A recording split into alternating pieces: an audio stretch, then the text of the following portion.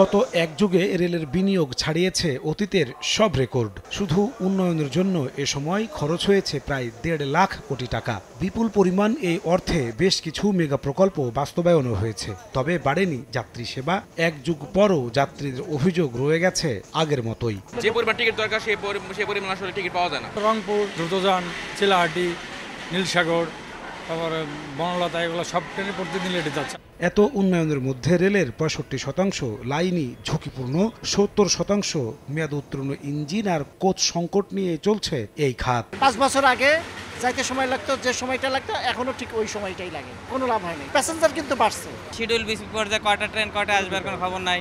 যতগুলো বগির দরকার ততগুলো বগি পাচ্ছি না, মানুষ দাঁড়িয়ে যাচ্ছে। এতে প্রতি বছর বাড়ছে রেলের লোকসানের বোঝা। প্রতি বছর গড় লোকসান ঠেকেছে 2000 কোটি টাকায়। যোগাযোগ বিশেষজ্ঞরা বলছেন, আয় বৃদ্ধির উদ্যোগ না নিয়ে অহেতুক প্রকল্পের খেসারত দিচ্ছে রেলওয়ে।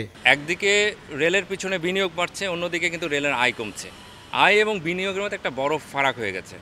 ব্যয়ের ক্ষেত্রে আমি বলবো আসলে রেলকে তাদের অনেকটাই আমরা দেখি যে প্রকল্পগুলো আসলে প্রয়োজন নাই, অনেকটা ত্রুটিপূর্ণ যে প্রকল্প আছে সেখানে তারা বিনিয়োগ করছে। কেনাকাটায় যে অনিয়ম, দুর্নীতি, সেটার জন্য কিন্তু রেল এই লোকসানে পড়ে যাচ্ছে। এত সংকটের সমাধান না করেই রেল সচিব বলছেন, চলমান প্রকল্পগুলো শেষ হলেই মিলবে সুফল। আগামী 5 বছর পরে রেল এই দিকে এটা আরও এটা বিশ্ব পণ্যের দিক দিয়ে, পণ্য এবং নন কোর বিজনেস থেকে যে রেলের ইনকাম সেটা আরও বেশি গুণে বৃদ্ধি পাবে এবং এই গ্যাপটা কমে যাবে।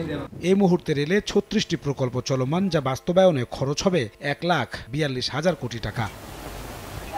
গত 14 বছরে রেলের উন্নয়নে খরচ হয়েছে 1.5 লাখ কোটি টাকা, অথচ লাভ তো দূরের কথা, প্রতি বছর এখন গড় লোকসান 2000 কোটি টাকা। যোগাযোগ বিশেষজ্ঞরা বলছে, অপরিকল্পিত উন্নয়ন আর অর্থ খরচের বিলাসী প্রকল্পের কারণে প্রতি বছর পাল্লা দিয়ে বাড়ছে রেলের লোকসান।